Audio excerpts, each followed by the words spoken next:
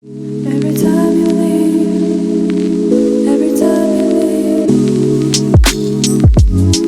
getting lost outside in the cold. We faded, outdated.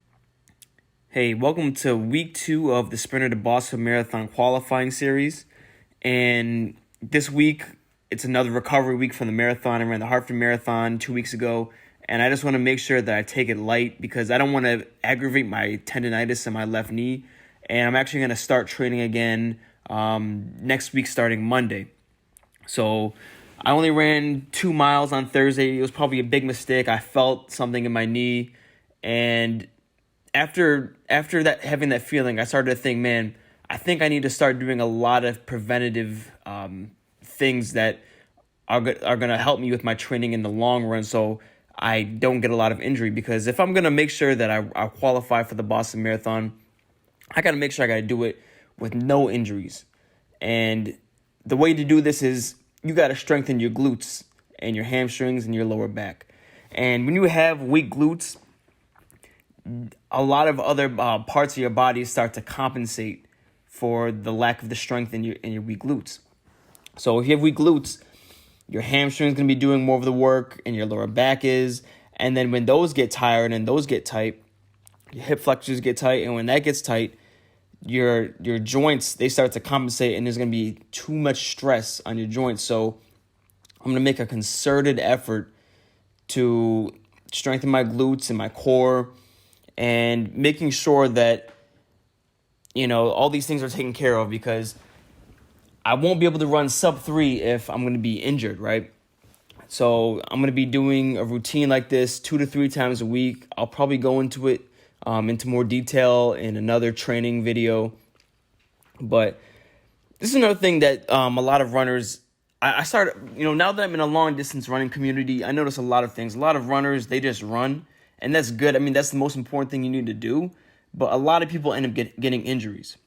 And why do they get injuries? A lot of the time is they're just not, their core is weak, their glutes are weak, their hip flexors are weak, or they're either just overtraining, and it's a combination of the both, right? Of both of those. So, I want to make sure that I'm really strengthening these things. And I think the reason why I ended up running a really good marathon time for my first time was because my background, I'm just all around athletic, right? And when you have an all around athletic background, you're able to capitalize on the strength that you've gained over time to carry yourself, through more rigorous training. And I think the strength training has really helped me out. And I think this is something that a lot of long distance runners overlook. And when you're able to have strong strength like this, it strengthens your bones, it strengthens your tendons, and you're able to, carry your speed more, and you have better running economy. So, I think I'm going to go through more of my routines here and try to help you guys out. But so on the screen you see here, I'm just doing some light upper body, some light core work, some body weight exercises, trying to strengthen my glutes and my hip flexors and core and stuff like that. And, I think it's important, especially if you want to have longevity in the sport. I don't want to become some old, decrepit man that can't walk, and, that's not really appealing to me. So make sure you do your core work, do your strength training, and stretch out, roll out, all that stuff. All right. And, plus you look good. All right. So here, here I'm flexing a little bit. I still got a little bit of muscle, and, I'm not a professional runner or anything, and, I still want to look good. And